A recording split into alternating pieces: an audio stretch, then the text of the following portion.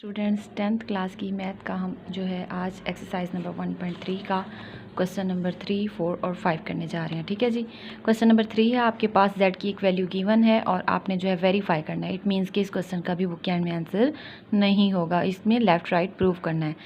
इस साइड का और इस साइड का दोनों का आंसर सेम आना चाहिए। z और z का डबल कॉन्जुगेट 2 टाइम्स। ठीक है, एक बार कॉन्जुगेट लेना और फिर दूसरी बार दोबारा से लेना।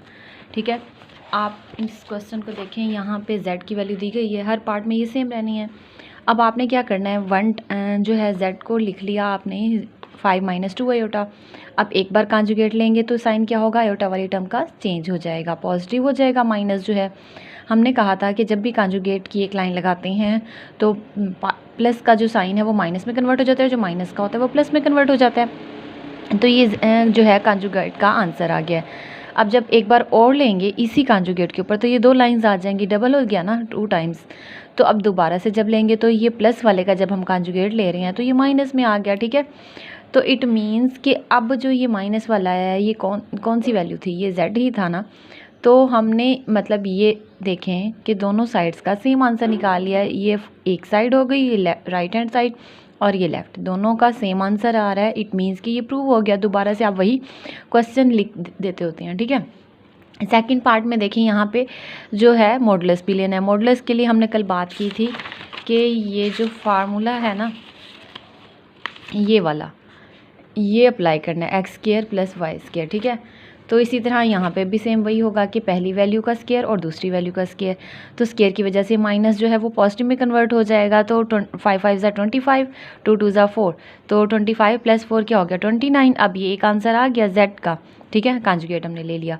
अब वो यहाँ पे क्या कह रहा है कि मॉडुलस तो हमने ले लिया, अब वो कह रहा है कॉन्जुगेट भी लो और मॉडुलस भी लो, दोनों चीज़ें लो। ठीक है, तो हम क्या करेंगे कि यहाँ पे जब हम उसका कॉन्जुगेट लेंगे तो यहाँ देखें ये माइनस में था सिंपल z, और जब मॉडुलस वाला लेने लगे हैं कॉन्जुगेट लेकर तो कॉन्जुगेट वाला पॉजिटिव हो चुका है। तो तब भी वही बात है, मतलब यहाँ माइनस था तो तब भी पॉजिटिव हुआ और यहाँ ऑलरेडी पॉजिटिव है तब भी पॉजिटिव रहा। तो यहाँ पे दोनों के आंसर सेम आए, ये भी प्रूव हो गया।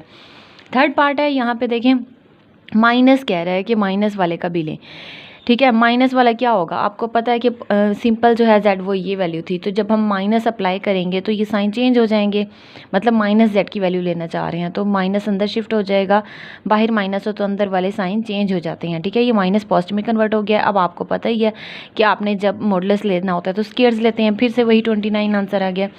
तो इस साइड का भी अभी हमने यहाँ पे सॉल्व किया। ठीक है, तो ये दोनों का आंसर सेम ही है। फोर्थ पार्ट है, इसमें देखें जी, यहाँ पे वो कह रहा है कि z और उसके कॉन्जुगेट को मल्टीप्लाई करवाएं, और एक साइड ये बता दिया और दूसरी साइड पे बताया कि स्क्वायर लेना है साथ में।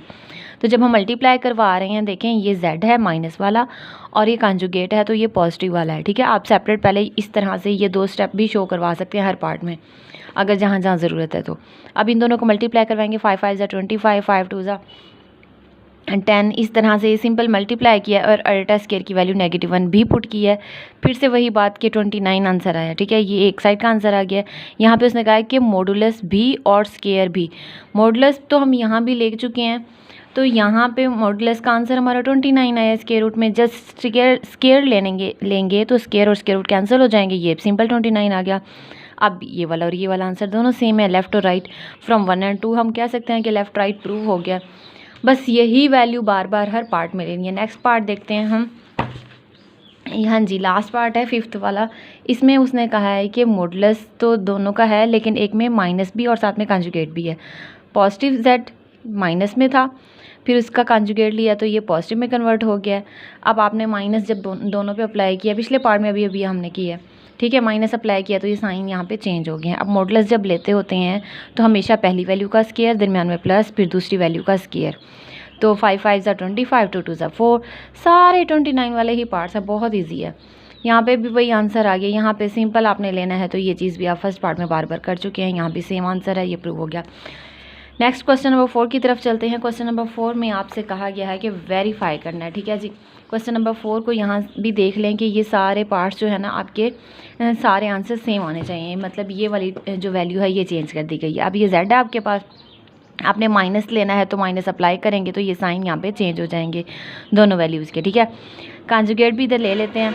ये देखिए ये माइनस की वैल्यू है, कंजुगेट 1 टाइम लेंगे तो पॉजिटिव में कन्वर्ट हो जाएगा, 2 टाइम लेंगे तो दोबारा वही चीज़ आ जाती होती है, अगेन एक बार फिर से साइन चेंज हो जाता है। और जब माइनस अप्लाई करते हैं तो दोनों वैल्यू पे माइनस आ जाता है। अब इन सब की जहाँ जहाँ ज़रूरत है मॉडुलस लेने हैं। एक तो सिंपल जेड का उसको मॉडुलस चाहिए, यहाँ पे हमने वो लिया, स्क्वायर्स लिए, 16 + 9 क्या हो गया 25, उसका 5 स्क्वायर रूट हो गया। यहाँ पे माइनस वाले का लिया है तब भी माइनस जो है वो पॉजिटिव हो गया स्क्वायर की वजह से, यहाँ भी पॉजिटिव 5 आंसर आया।